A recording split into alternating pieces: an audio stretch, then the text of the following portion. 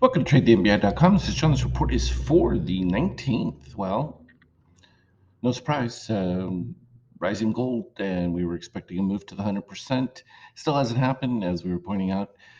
Lost a lot of the impetus, and without much short interest, just hasn't been able to move. Now, when I say lack of short interest, means significant short interest, meaning the people with real money, not necessarily the bearish sentiment that really exists out there, because that's pretty strong.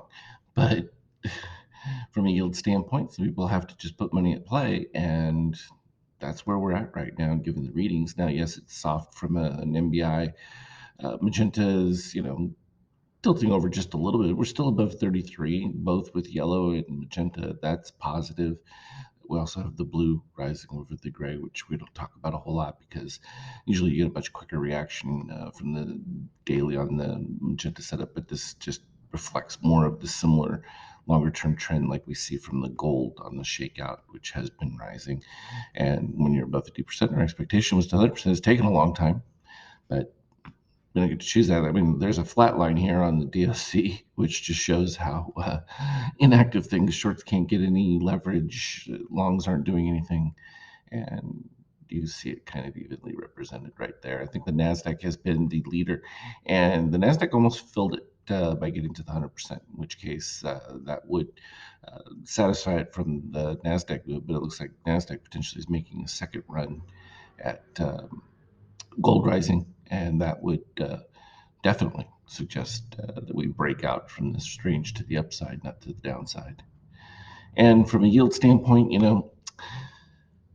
looks like this battle between the bond market and Fed is not going so well for the bond market guys, because the reality is they've been fighting the Fed throughout this, thinking that the Fed is forced to ease. And so there's been this constant discount that the Fed is going to have to back off, because as soon as there's a sign of weakness in the economy, they're going to turn tail and run. And it seemed like a logical idea, but it hasn't been in practice, and they really discounted the Fed's intensity about this situation. And Fed has not let down. They've done exactly what they've said they were going to do, despite the market pressures. So that realization would definitely have to send, in this case, TLT lower and yields back up higher.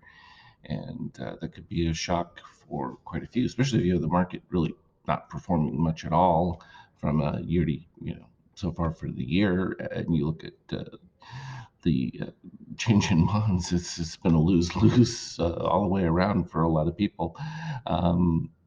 Oil, that's been the bright side, at least if you were on the long setups from whenever we get the buy signals here. It's been very effective. That brief dip that we had down into the 60s gave a great potential for things to turn around, and that could even stall the Fed some more, because at 80, with the given time and the performance of the economy under that stress load, has managed. Um, so from their viewpoint, maybe that's enough. We've seen wage pressures decline significantly, and that, as I've said, is always the biggest factor in driving it. And then energy, and that really pushes you over the edge. Would they be in a lot better position to ease and soften things if oil were lower? Yeah. But back over here in the 80 plus range, no, it's not that much incentive. So don't get your hopes up. And from a gold standpoint, it's going to be back and forth a little bit, but it's just going to keep looking for reasons. Any puff in inflation or continued rise in oil, you're just going to continue to see oil climbing. Euro is going to also continue its slow, inevitable.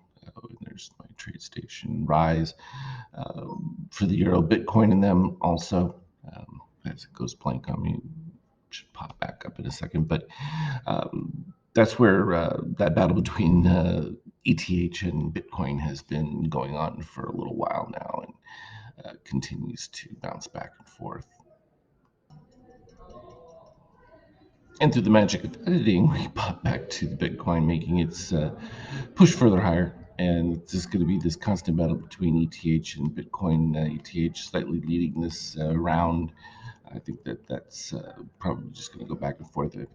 overall, Bitcoin proved that it was much more resilient than some people wanted to give it credit for, and really did what was necessary as far as weeding out the weak hands. Intraday obviously is not going to pop back up after shutting down like that, but that's the long and the short of it for now. So we just keep waiting to let things unfold from an economic standpoint. But right now, the counter trade is up, and that's where we're going for the time being. So we'll see how it plays out. As always, though, trade well. Look for me in Escape Chat.